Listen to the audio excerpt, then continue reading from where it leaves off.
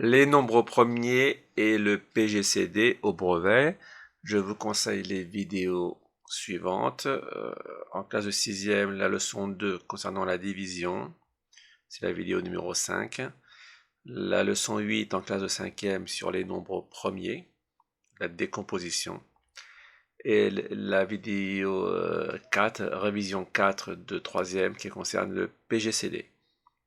Nous allons voir un sujet qui évoque ces problèmes. Alors, décomposer les entiers 1860 et 1550 en facteurs premiers, donc décomposer les entiers facteurs premiers. Ça, c'est une question que vous devez savoir faire absolument. Déterminer un diviseur commun des entiers 1860 et 1550 autre que 1. Donc ça, c'est assez facile aussi. Un chocolatier a fabriqué 1860 pralines et 1550 chocolats. Les colis sont constitués ainsi. Le nombre de pralines, et c'est important, est le même dans chaque colis. Le nombre de chocolats est le même dans chaque colis. Tous les chocolats et toutes les pralines sont utilisés. Alors, question, peut-il réaliser 50 colis? Quel nombre maximal de colis pourra-t-il réaliser? Dans ce cas, combien y aura-t-il de chocolat et de pralines dans chaque colis? Donc nous allons voir la correction et on va la commenter. Alors, décomposer les entiers 1860 et 1550 en facteurs premiers, ça sur votre machine à calculer, votre professeur a dû vous montrer le caractère pour le faire. Mais là, on va le faire, dirons-nous, manuellement. Alors, j'ai pris l'exemple de 1160. Donc, on veut le décomposer en facteurs premiers, donc on va le diviser à chaque fois par les nombres premiers. On continue tant qu'on a des entiers. Exemple, 1860 divisé par 2, ça fait 930. 930 divisé par 2, ça marche encore, 465. En revanche, 465 n'est plus divisible par 2, donc je passe à 3, etc. Donc voilà pourquoi on a 2 au carré, ici, fois 3, fois 5, fois 31. Donc là, ce sont les diviseurs. Donc voilà, décomposer les entiers et en facteurs premiers. Là, ce sont les facteurs premiers. Et vous faites la même chose pour 1550. C'est assez simple, mais encore faut-il le savoir. Alors, deuxième question. Déterminer un diviseur commun des entiers 1860 et 1550 autre que 1. Déterminer un diviseur commun. Donc là, les facteurs premiers communs de 1160 et 1550 sont 2, 5 et 31. Donc parce qu'ils se retrouvent à la fois dans 1860 et dans 1550. Donc vous voyez, le 2, le 5 aussi est commun et le 31 est commun aussi. Donc les facteurs premiers communs 2, 5 et 31. Pour la deuxième question, enfin pour la question qui concerne les diviseurs communs, là c'est pas la peine de regarder ça. Bon, si, mais votre travail c'est on cherche un diviseur commun et là c'est le cours sur les critères de divisibilité. On vous demande un diviseur commun, donc c'est facile, hein, ça finit par 0. Les deux nombres finissent par 0, donc ils sont divisés par 5, par 2 et par 10 au minimum. Donc ça, c'est la leçon sur les critères de divisibilité. Il vous demandait un seul, mais les deux, le 2, 5 et 10 étaient évidents, ne serait-ce que par la terminaison des nombres. 0. Donc là, il faut que vous regardiez les critères de divisibilité. Troisième question, un chocolat a fabriqué 1860 pralines et 1550 chocolats, etc. Peut-il réaliser 50 colis? Peut-il réaliser 50 colis?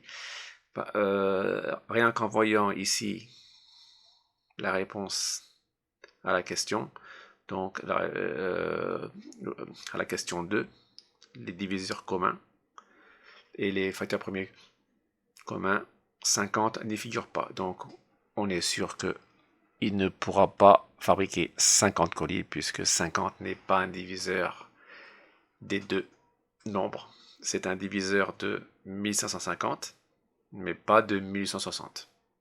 Puisque en faisant la division euclidienne, Donc là c'est bon, parce qu'il n'y a pas de reste. En revanche, ici, il y a un reste. Donc 50 n'est pas un diviseur commun des deux nombres. Donc il ne pourra pas fabriquer les 50 colis.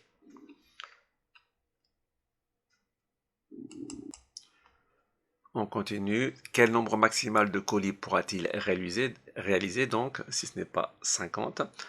Alors le nombre maximal de colis correspond au plus grand diviseur commun des entiers 1860 et 1550. On l'obtient à partir de la décomposition de la question. 1. En prenant les facteurs premiers communs avec leur ordre de multiplicité.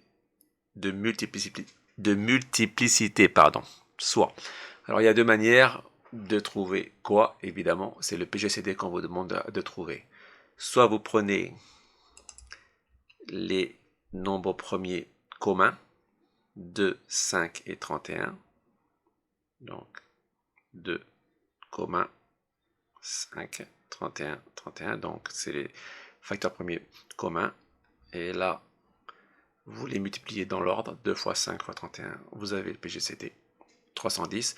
Soit vous calculez le PGCD de 1160 et 1550 de la manière que vous avez apprise en classe, et notamment qui vous est montré dans les vidéos que je vous ai conseillées.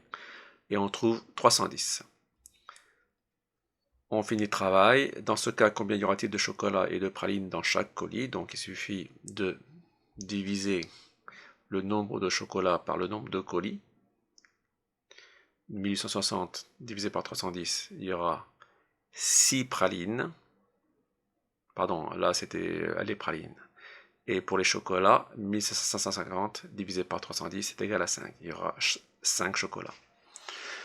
Voilà pour l'exercice sur les nombres premiers. Bon, c'est assez difficile, mais maintenant il faut agir avec tactique et technique. Donc là, on vous demande de décomposer les entiers en facteurs premiers. Donc, vous avez la procédure. Après, déterminer un diviseur commun. Donc, il faut regarder la terminaison des nombres. Et ça concerne les critères de divisibilité.